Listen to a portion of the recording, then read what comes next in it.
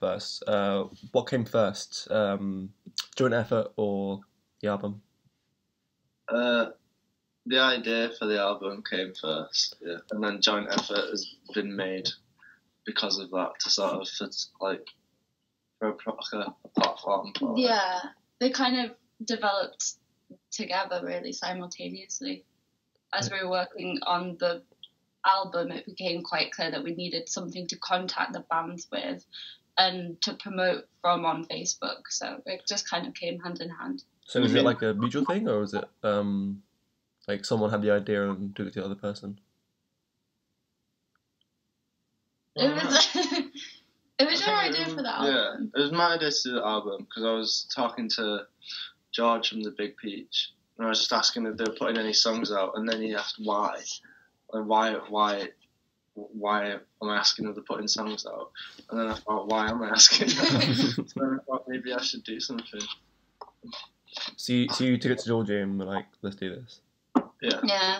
So what did you say? What was your first response, Georgie? Yeah, I thought it was a really good idea, and really obvious that we've never thought of doing anything like this before, because we've always tried to be really involved in the music scene but never contributed to it in this way, and this environment kind of acted as almost like a wake-up call so we could get more involved in it, I guess. Yeah, just like most of the people we know are involved in that scene. Yeah. So it didn't take much effort just to reach out to people. Mm. Right. So tell me a little bit about the sort of band selection. Like, how did you pick bands for it?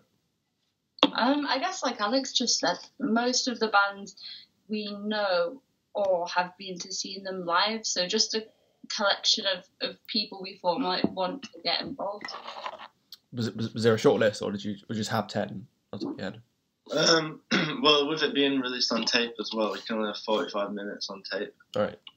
So if it was just online, then we could probably put quite a lot more songs on there, but with the tape, we're kind of limited. So we knew it would be about 10. So you mentioned briefly the scene in Manchester. What is it about it that kind of like draws you to it? Is it just because you're from there, or is it just something about it, the scene itself? Mm-hmm. I think it's both.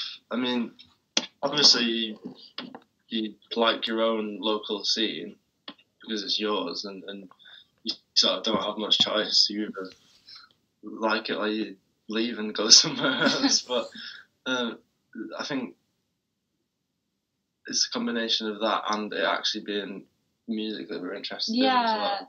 I think because we both had that experience of going to uni and living in a different city for 3 years, and then kind of coming back and rediscovering it as adults rather than just like 18-year-old kids who could like go to clubs for the first time in Manchester. Like it actually really feels like a completely different experience now, maybe because of our interests have grown, but yeah.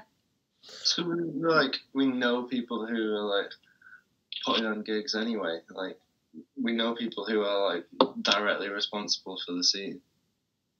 So like you're invested on an emotional level because you know the people. Yeah, and that makes you want to help even more.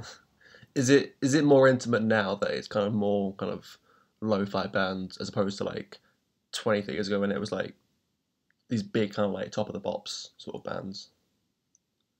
Yeah, it must be. Yeah. Yeah. I suppose you can't really answer that because it's kind of like before you were born. You know what I mean? Yeah. Yeah. So now that you have this kind of like thing going, joint effort, do you have plans for like kind of post COVID? Are you sort of going to do more stuff? Maybe put some things on. Yeah, it's hard because post COVID could be anything at any time. So we don't know when we're next going to be able to go to gigs. Even go into like pubs or other kind of community spaces. So because of that, I think it's really hard to plan in advance past what we're doing now, which is kind of digital releases, physicals, tapes.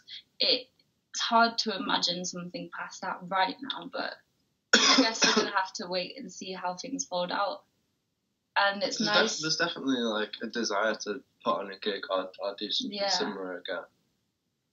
And it's actually been really nice how much support we've had from the music scene. I mean, I know a lot of it because it's for some really good causes, but also it's just really nice to know that we could do this and be supported for it. And that's the great thing about the Manchester music scene, I think. Yeah, people are getting in touch and not just saying, oh, like, you're doing a good thing for charity, but people are getting in touch and saying that they really like the bands that are on the tape as well, which is nice.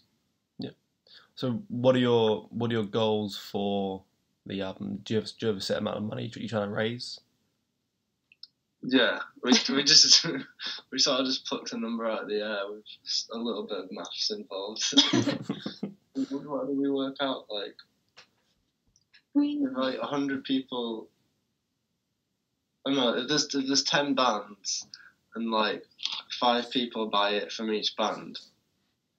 Then that's what was that, like 50? Yeah. 10 times 5 is 50. 50 each. So that's like 250 quid, which is alright. So would it be like split half and half? Like half goes to Save Our Scene, half goes to NHS? Yeah, that's right. Yeah. Nice. Okay. Yeah, that's kind of all the questions I can really think of off the top of my head.